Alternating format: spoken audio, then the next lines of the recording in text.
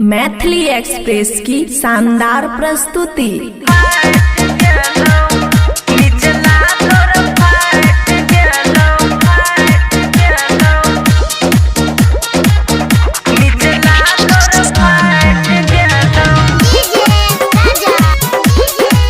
खुशी recording studio बलुआहा।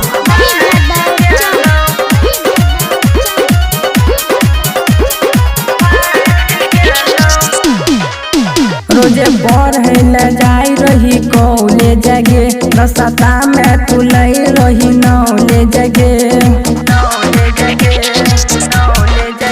रोजे पढ़े न जाई रही कॉलेज गे, रस्ता में तू लई रही नॉलेज गे। उहे छोरा त हटवा के काट गेलो गे, छोरवा के आइए हट गेलो निचला तोर फट गेलो।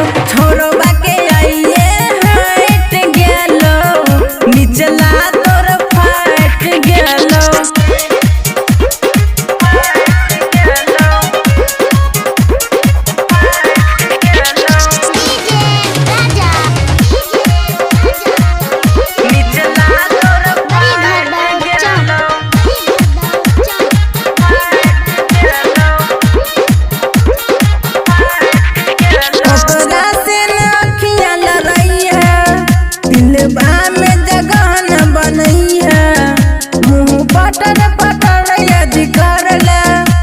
कतो कौन छौरी रहले तोहर चढ़ल जवानी उतर गेलो, जहिया ओकर तोरा पे डोज पड़ गेलो।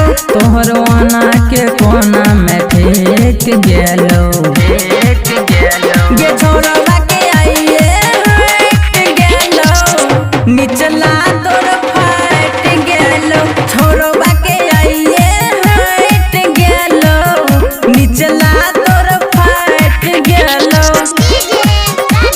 खुशी रिकॉर्डिंग स्टूडियो बलुआहा।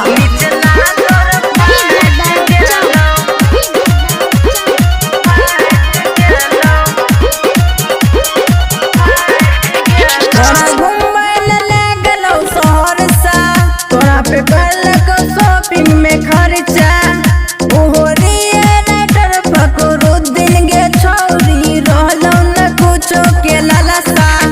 एने ओने के बतिया जाने गेलो, अलमीना केला कहेरो पहचाने गेलो।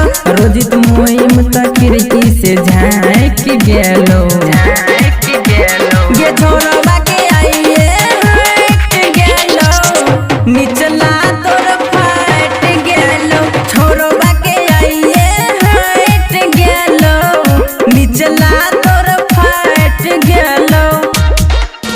रोजे पढ़े न जाई रही कॉलेज गे, रस्ता में तू लई रही नॉलेज गे। उहे छोरा त हटवा के काट गेलो गे, छोरवा के आइए हट गेलो निचला तोर फट गेलो। छोरवा के आइए हट गेलो निचला तोर फट गेलो।